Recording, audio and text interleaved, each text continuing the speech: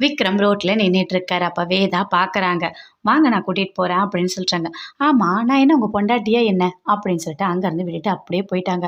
பயங்கரமா கோவப்படுறாரு விக்ரம். "என்ன இவ இப்படி பண்ணிட்டு இருக்கா?" அப்படின்னு சொல்லிட்டு ஆஃபீஸ்க்கு போறாரு. போனோனே விக்ரம் சொல்றாரு, "என்ன பண்ணிட்டு இருந்த தெரியுமா நைட்டு? நீ என்னென்ன பண்ணி வச்சிருக்கன்னு சொல்லிட்டு." "என்ன பண்ண? நீ பண்ணதெல்லாம் உனக்கே தெரியும்" அப்படின்னு சொல்றாரு.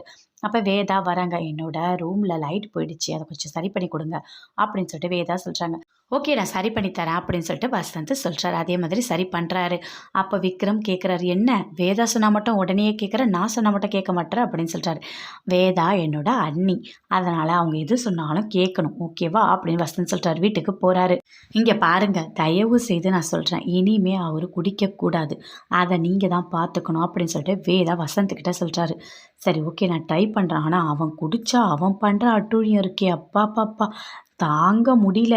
கார் ரிப்பேர் ஆயிடுச்சுன்னு சொல்லிட்டு எங்கெங்கேயோ ஃபோன் பண்றான். யுஎஸ்ஏல இருக்கவங்கலாம் ஃபோன் பண்ணி ரொம்ப கஷ்டப்படுத்திட்டான். பாவம் வீட்ல எல்லாருமே ரொம்ப வருத்தப்படுறாங்க" அப்படின்னு சொல்லிட்டு வசந்த் சொல்றாரு.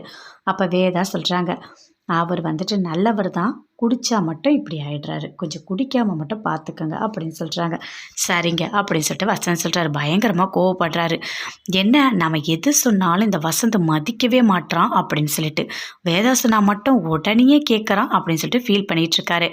அங்கேருந்து தன்வி வராங்க. வந்த உடனே சொல்றாங்க, "இல்ல ஸ்கூல்ல வந்துட்டு மீட்டிங் இருக்கு. நீங்க கண்டிப்பா வரணும்" அப்படின்னு சொல்லிட்டு ஸ்கூலுக்கு போறாங்க.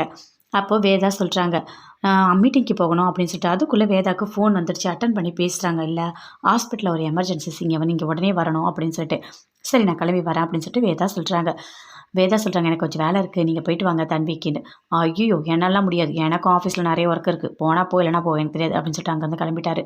பயங்கரமா ஃபீல் பண்ணிட்டு இருக்காங்க வேதா.